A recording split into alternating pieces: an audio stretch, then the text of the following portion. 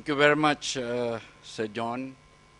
It's a privilege and honor to be here, particularly this morning, to share with you some of my thoughts and ideas, as well as observation on how we can develop the community and what is the role of universities, and also particularly ODL in the years to come.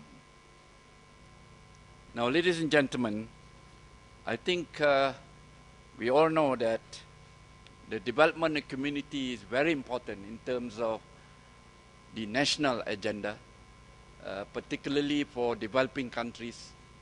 From where I come from, most of the Commonwealth countries, apart from the more developed colleagues of ours, we are still developing. And it is in that respect that community development is very important in the national agenda.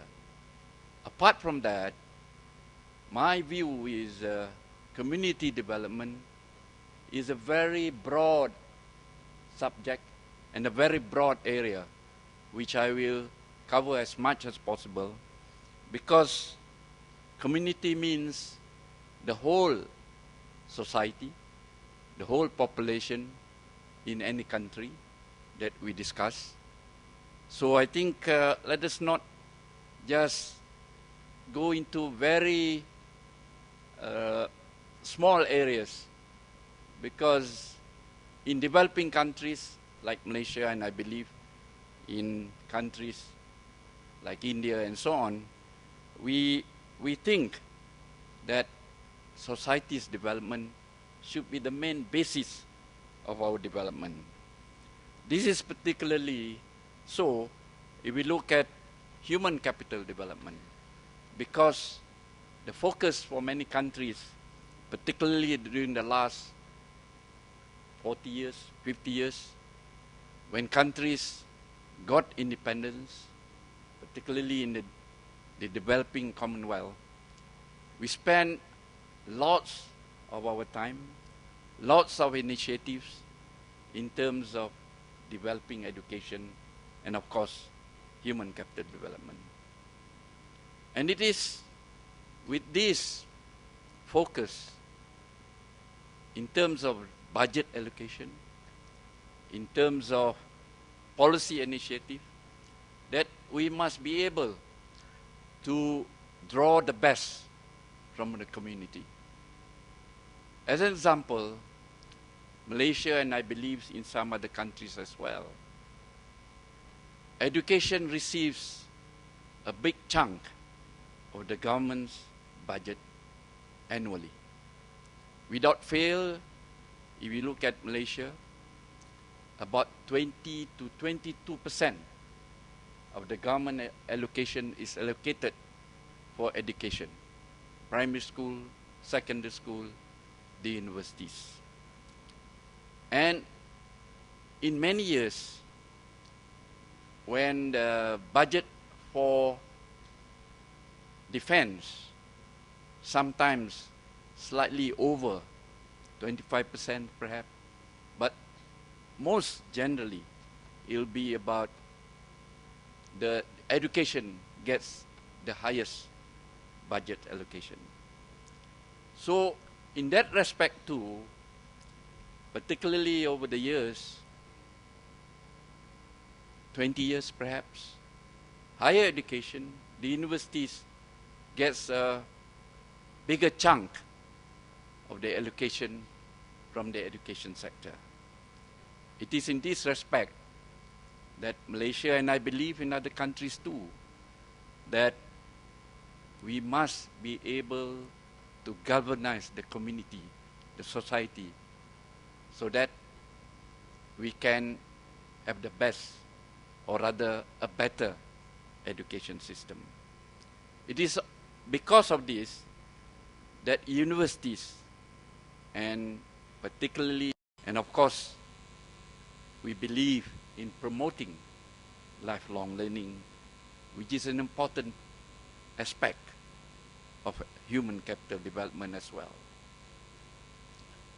Now, the role of higher education, I think we all know But let me just spend a few minutes on trying to see whether we all share the same views on the role of higher education.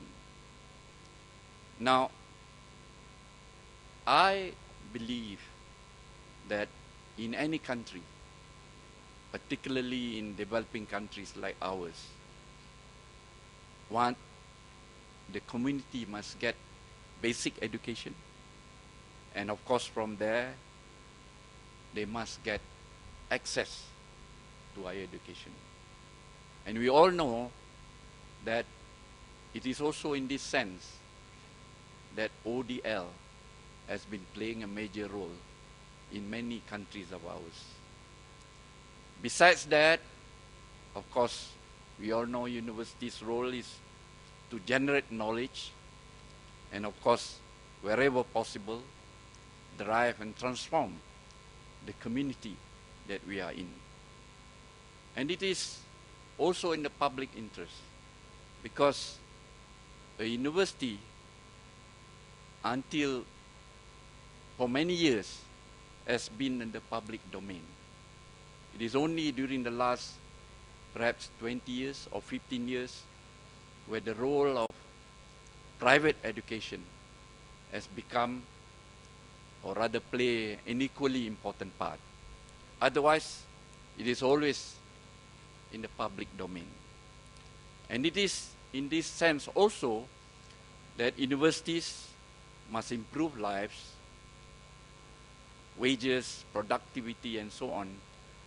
And the greater access, the creation of accessibility is indeed important, because at the end of the day, it also creates equal opportunities for the communities, whether the community is in the urban area, rural area, hinterland, and so on.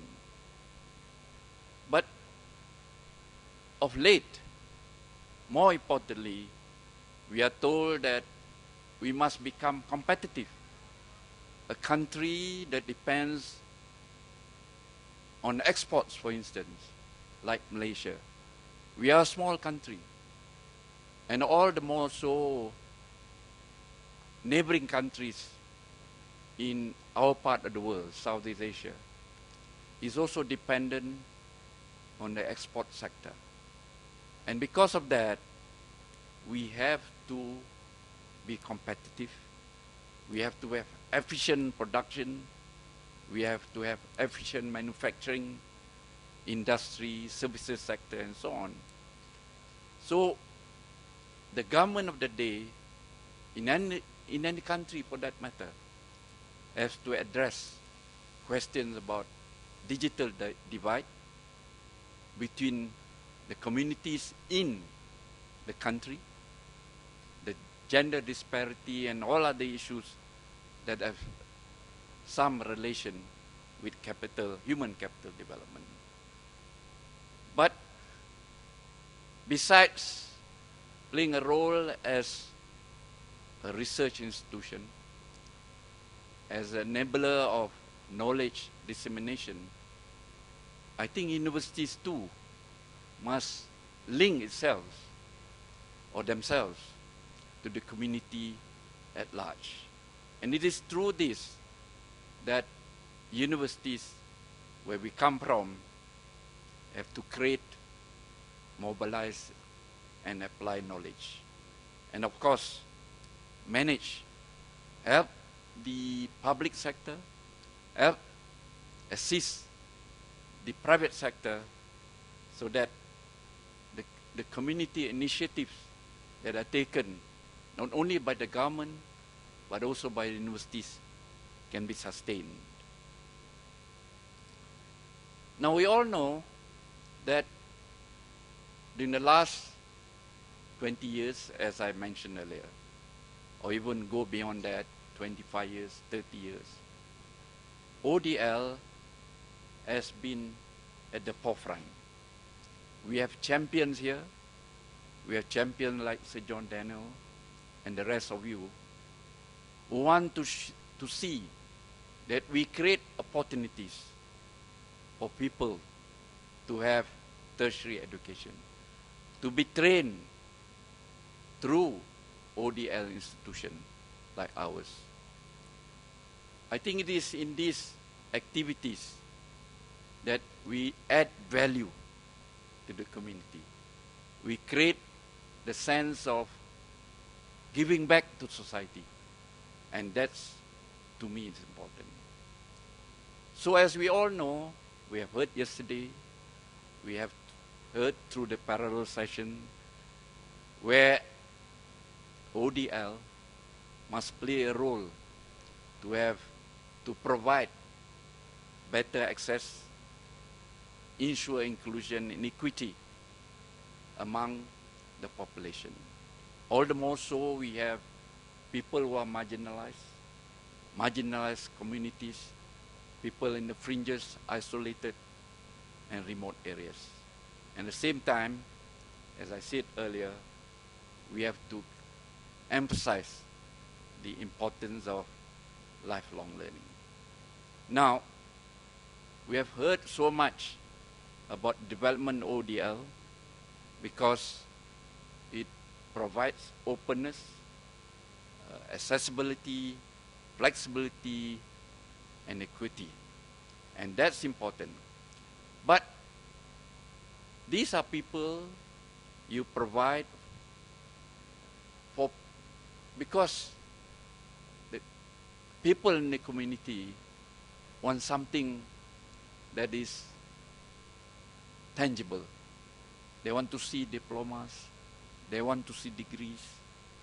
But of course, ODL institutions too, through its various activities and initiatives, have been at the forefront in terms of training, retraining,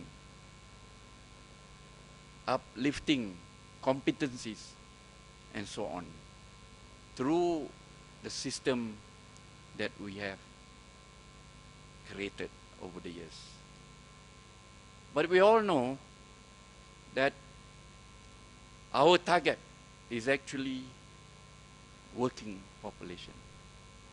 That's, to me, an important part of community, because we forget that people who are at work, they didn't have the chance before. They don't have the opportunity before. They're thrown into a market where they are forced to work. Some are unemployed. So what we have seen is development, the fast, rapid development of a provider for these kind of people. And we must always remember, which I will emphasize later, that a substantial portion of people who are at work do not have even the opportunity to have access to tertiary education. In many countries, in many developing countries, it could be as high as 90%. After school, if they have the chance to go to school, they are out there to seek a living. So, ladies and gentlemen, I always believe that we, whether we are mega universities or otherwise, in the Commonwealth countries, there are many success stories that we have seen over the years.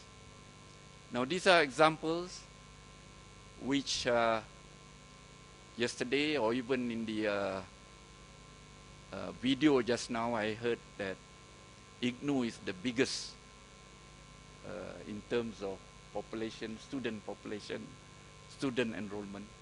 But nevertheless, this is taken from, I think, last August. I got these figures. So if somebody comes from Allama Iqbal from Pakistan, they may say they are bigger than IGNU. I'm not sure. These are debatable, but those are the figures that I get. These are mega universities which provide a lot of opportunities to the community. But of course, besides all those, I think among the Commonwealth countries, India has the largest number of mega universities. So the provision of education to the people here is certainly very vast. Of course, we have examples here from other countries which are developing, and I hope OUM too can be a mega university in the years to come. There's Sri Lanka, there's Naun, and of course Athabasca. Now, I spent a bit of time earlier to say about the contribution of we all as ODL providers to the community. We believe that first, inclusivity is very important, because this is where we try to reach as many of people who should be having a higher level of education. But of course, the question is whether the country can afford it. This is where actually other providers, private sector providers, will come into the picture to provide access and equity. Because the government sector, the public domain, are also hard-pressed with their budget allocation. I think it is in this sense that Malaysia, at least, example where all the ODL institutions are actually privately run, like OUM, for one. I have Professor Wong here from Wawasan Open University. I think there's a colleague of ours from Asia University. We all a different mode of working, where I think some of you may realize that Open University is actually a consortium of public universities, 11 public universities that provide the funding at the beginning, about 10 years ago. And the good thing is, I have to deal with 11 vice-chancellors. I get a lot of input, most of the time. But sometimes, clever people like vice-chancellors, it's a bit difficult to deal with, because they have their own ideas about ODL or distance learning. And what has happened is, I think Professor Wong, my colleague here, knows that they're also providing competition. But I always tell them, you don't worry about the budget, because you can ask from the government or from the Ministry of Education. But for me, as a private entity, we really have to get our own funding to generate the activities that we are doing. So it's different mode, but let me tell you that it could be a good model in some countries, because actually the Ministry of Higher Education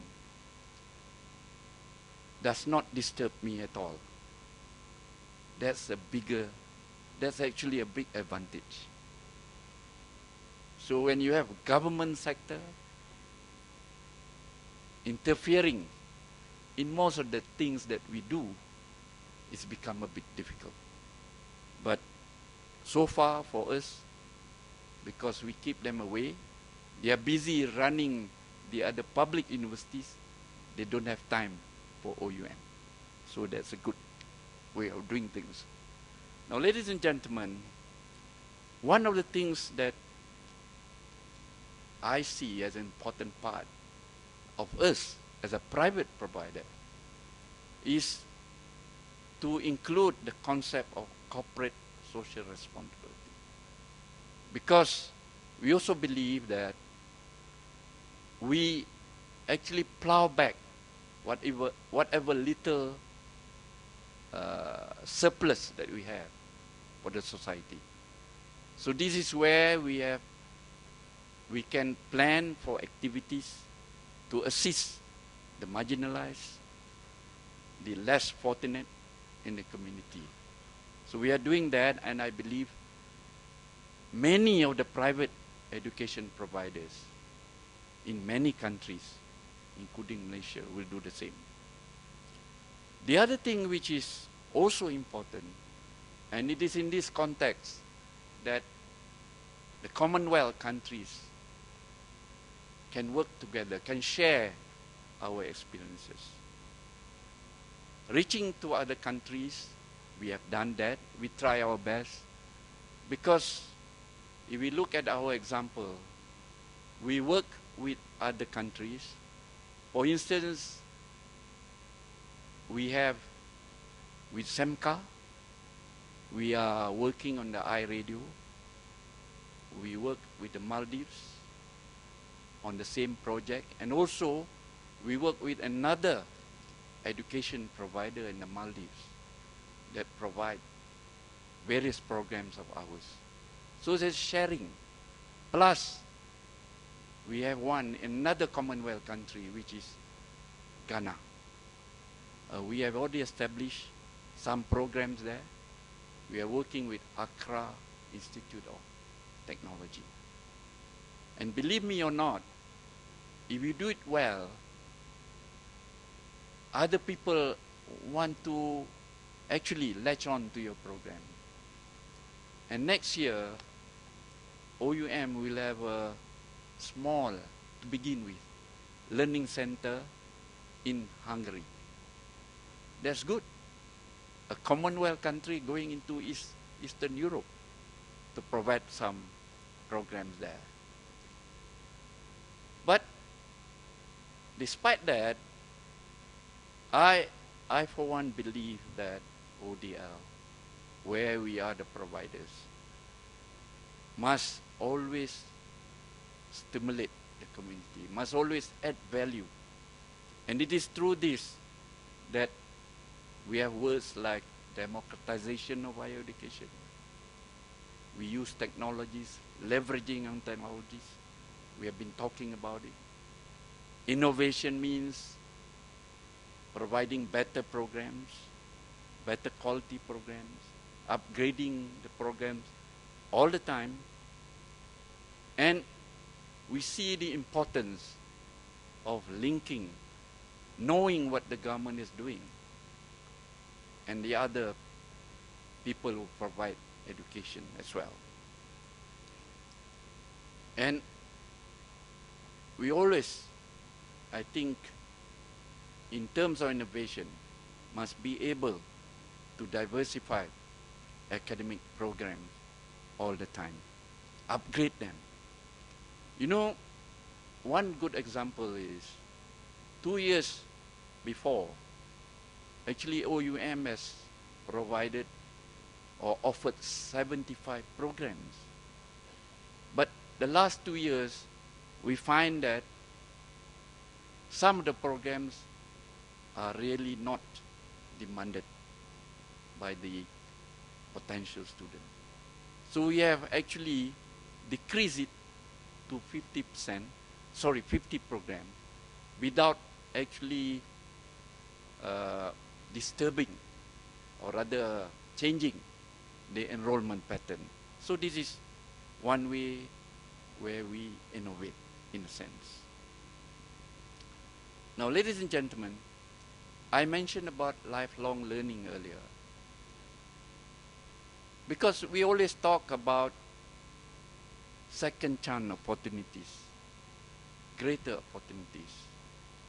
But we always think about the students or our potential student getting a paper qualification at the end of the day.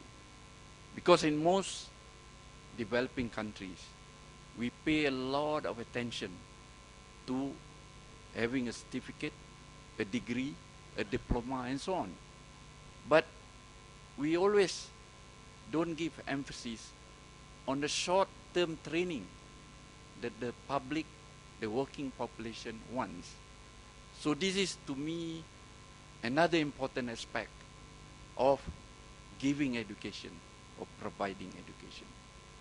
Because it is through these courses in various areas, business, services sector, and so on, that people out there wants to do. 6 months, 3 months, and so on. Even English languages, and so on. So it is through this that we build up the community, the society at large. And I always feel that in many countries, when we talk about education, we always pay attention to the primary school, secondary school, and higher education, which means the universities. But I think we can go beyond that and try to say, to tell our government that there is a third pillar, an extension of the school system, university system, and lifelong learning as the third pillar. And I think many countries perhaps are moving into that direction, but without giving the trust, the focus. So I've been trying to tell the Malaysian government of late, you must have this.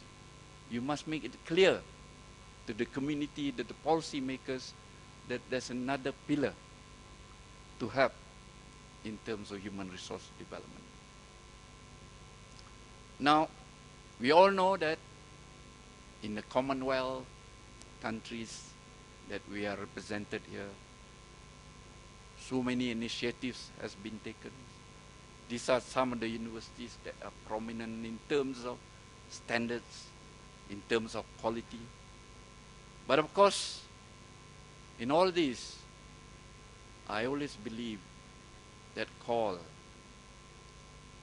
with Sir John here has been trying to get people together. And that's important, the sharing part of it. And it is through call that in many countries, India, Sri Lanka, even in Malaysia, where various initiatives, programs, short-term programs that are generated and initiated by call with the help or with the assistance or working together with universities in each of the countries.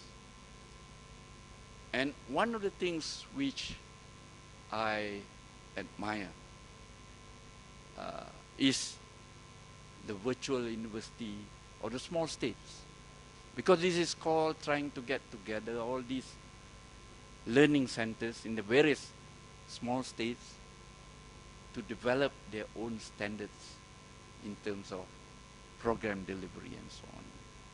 And of course, we have heard yesterday about lifelong learning for the farmers. I think CALL has gone into this area for many years, not only in India, but also in other countries of the Commonwealth. Shall we give a hand to Sir John?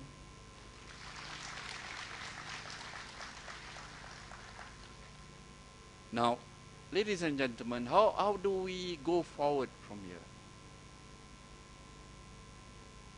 I may not be able to give you all the answers, but I think from experience, we can see that there's so many things happening in the world.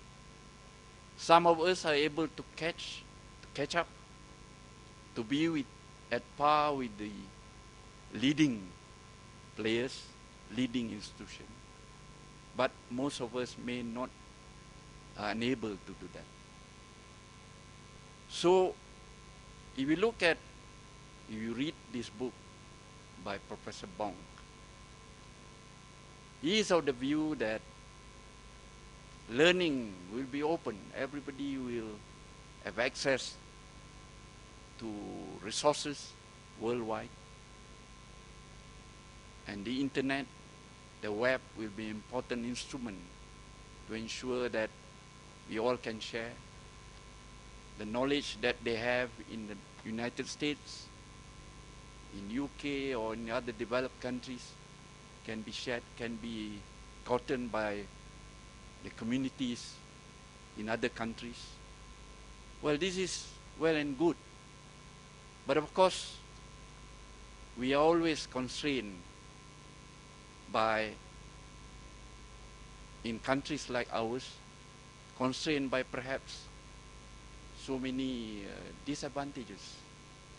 Internet penetration, the quality of delivery, the quality of teaching, the academic staff, faculty members. So, in terms of sharing, which I believe is an important aspect of education, we have to match our capacity with our partner. If there's a large gap, then the possibility is we only talk and it's difficult to deliver. So the best way is perhaps among Commonwealth countries is to identify the potential partners that we can have and share what we have. Because at the end of the day, is how you implement the initiatives. Otherwise, you'll be talking and talking and nothing happens. So I always believe in sharing, but at the same time, sharing with the right providers or the right partners. Because in this world of today, there's always room for sharing. And it is in this context that I think CALL, or even some of us in our own universities, through our own institution, can play a role.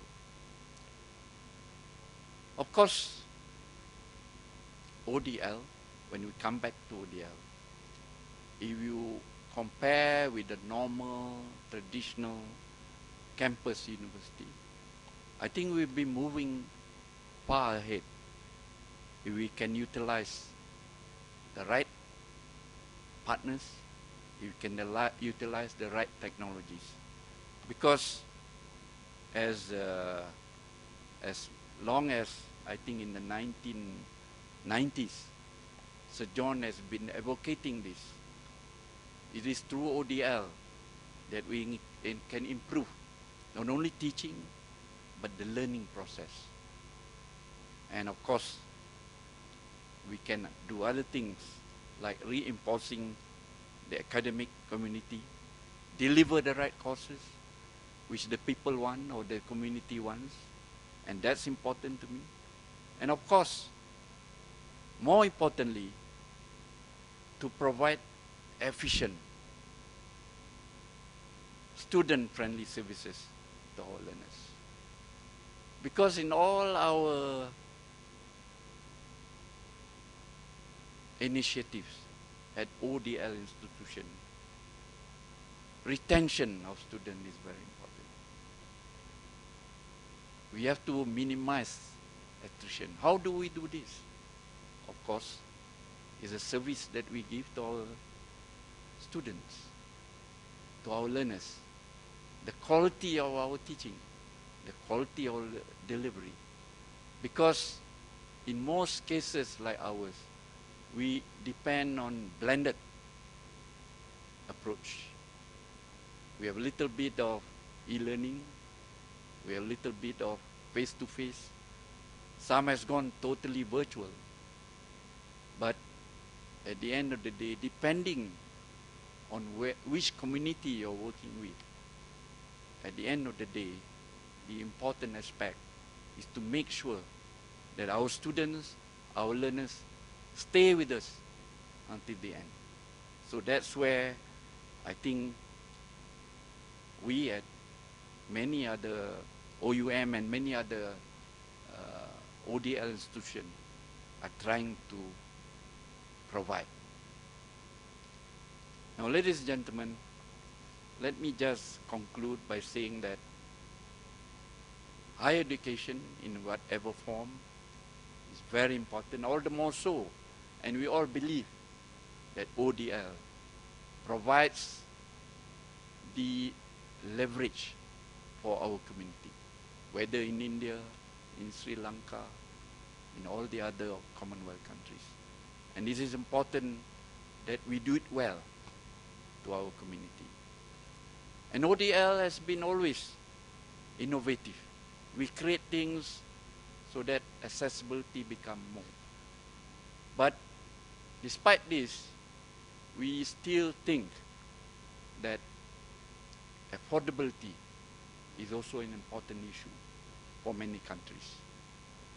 Because we would like to see as many people as possible, as many members of the community can latch on to ODL. And of course, nowadays we have many challenges. We have the gaps, we have intellectual property, and of course we have to create new approaches, innovative ways of doing this. But at the end of the day, we, I think, depend on ourselves. We have to work together, I think. And for this moment, call for us is an important part of that process. Thank you so much.